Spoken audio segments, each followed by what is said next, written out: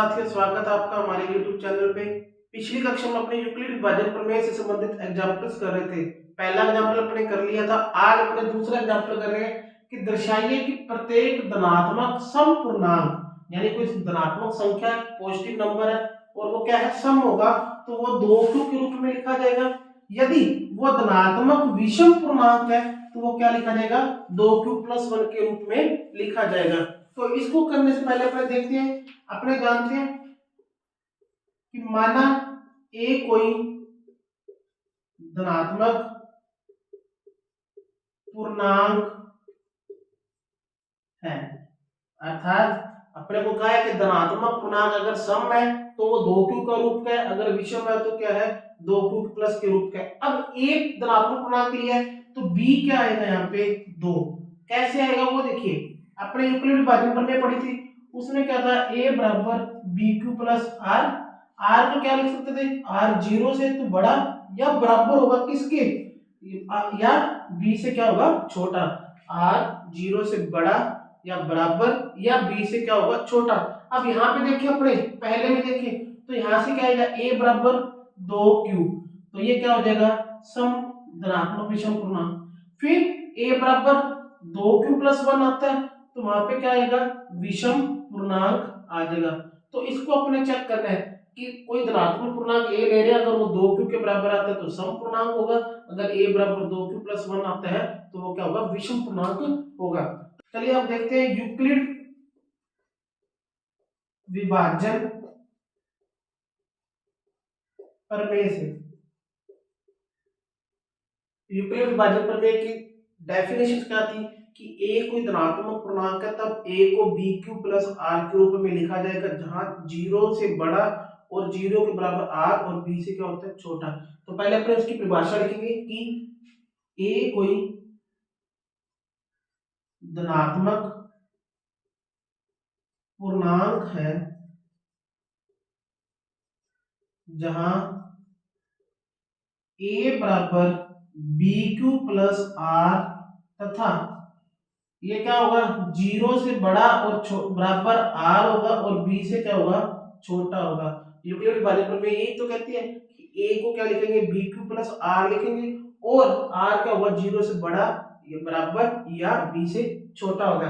तो अब अपने को यहाँ से क्या पता लगा, r का मान क्या आएगा, 0 या 1, क्योंकि अगर 0 आएगा तो अपने पास a बराबर 2q बनेगा, अगर एक रखेंगे तो a बराबर 2q+1। अपने को दो स्थितियां दे रखी हैं, दोनों स्थितियों पे अपने देखेंगे कि क्या होता है।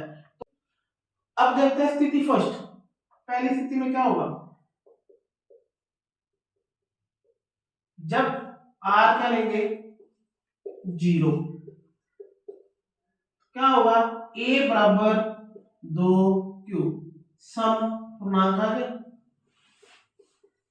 क्योंकि a को अपने क्या लिख सकते हैं, bq+r के रूप में, और r क्या है, 0 और b कितना है, 2, तो क्या आ गया, a बराबर 2q।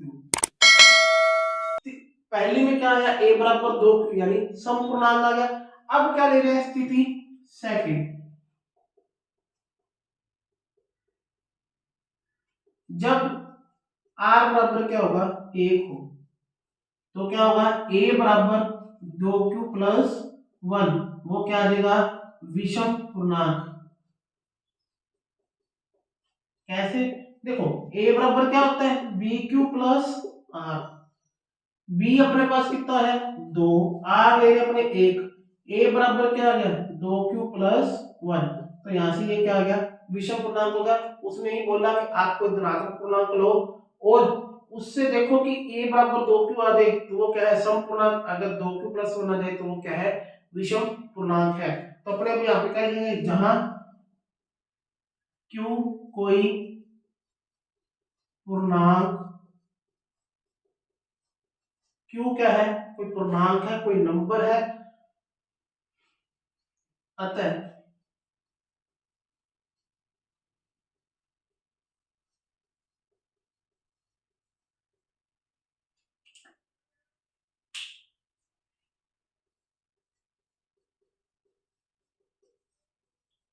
को 2q, मतलब कोई सम धनात्मक पूर्णांक उसको 2q तथा विषम धनात्मक पूर्णांक को 2q+1 के रूप में लिख सकते हैं।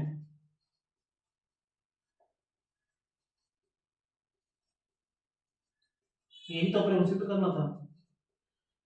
तो अभी अपने तीसरा एग्जाम्पल कर रहे हैं कि दर्शाइए कि एक धनात्मक विषम पूर्णांक, यानी पहले अपने सवाल किया था उसमें क्या लिया था, सम पूर्णांक लिया था, 2q और 2q+ रूप में लिखा था। अब कहते हैं एक धनात्मक विषम पूर्णांक लेना, वो क्या होगा, 4q+1 और 4q+3 के रूप में होना चाहिए। इसको प्रूव करना है। तो चलिए अब इस क्वेश्चन का हल करते हैं। माना ए कोई धनात्मक विषम पूर्णांक है, धनात्मक विषम पूर्णांक मान लिया, तब b बराबर कितना हो जाएगा, 4। क्यों, अपने इसको क्या लिख सकते हैं, a बराबर bq+r के रूप में। यहाँ पे क्या लिखा है, 4q+1 और 4q+3। यहाँ से b कितना आ रहा है अपने पास, 4 आ रहा है। b बराबर क्या आ गया, 4। अब यूक्लिड विभाजन प्रमेय फिर लिखेंगे उसकी डेफिनेशन। यूक्लिड विभाजन प्रमेय से, यूक्लिड विभाजन प्रमेय क्या कहती है कि a कोई धनात्मक पूर्णांक है, धनात्मक पूर्णांक है, तब a को क्या लिख सकते हैं, bq+r के रूप में लिख सकते हैं, जहां r क्या होता है, 0 से बड़ा और बराबर तथा b से क्या होता है, छोटा होता है। अब देखो 0 से बड़ा, b से क्या छोटा। अब वहां से देखिए b की वैल्यू कितनी अपने पास, 4, तो r की वैल्यू क्या आ जाएगी, 0 1 2 3। देखो 0 से बड़ा, 0 के बराबर भी हो गया, 1 2 3 4 से क्या आ गया, छोटा भी आ गया, 0 से बड़ी और बराबर और 4 से 20 से छोटी भी आ गई। ये क्या आ गई, r पे। अब अपनी इस स्थितियों पे करते हैं कि r बराबर 0 रखने पे क्या आता है, r बराबर 1 रखने पे क्या आता है। तो पहली स्थिति पे चलते हैं। स्थिति फर्स्ट,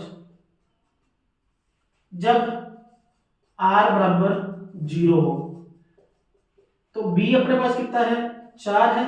a बराबर क्या होता है, bq+r, a बराबर 4q+0, a बराबर 4q। देखिए q भी एक पूर्णांक है, तो ये क्या आएगी, हमेशा सम संख्या आएगी, यानी q क्या है, एक पूर्णांक है, तो ये क्या आ गया, सम पूर्णांक आएगा हमेशा। अब चले स्थिति 2 पे। अब द्वितीय स्थिति देखते हैं। स्थिति सेकंड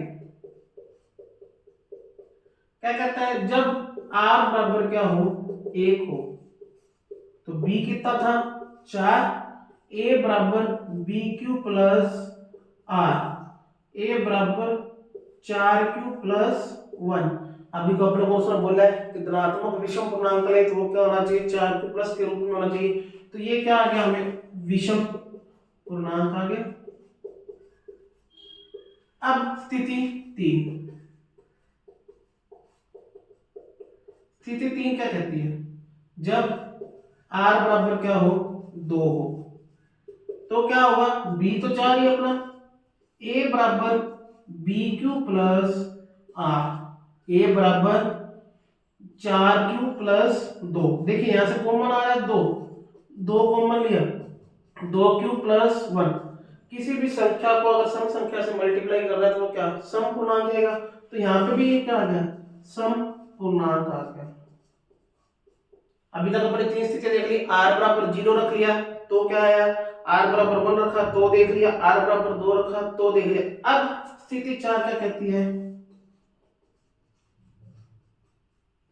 जब r बराबर 3 हो, तो b बराबर क्या आएगा, 4, a बराबर bq+r, a बराबर b की वैल्यू 4q+3।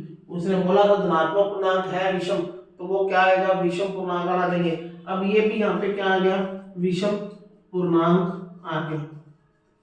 चारों स्थितियां अपने चेक कर ली कि 0 रखने पे क्या आ रहा है, सम पूर्णांक आ रहा है, 1 रखने पे 4 क्यूब + 1 बन रहा है विषम पूर्णांक, 2 रखने पे 2 क्यूब + 1 बन रहा है सम पूर्णांक, और 3 रखने पे क्या आ रहा है, 4 क्यूब + 3 विषम पूर्णांक आ रहा है। कोई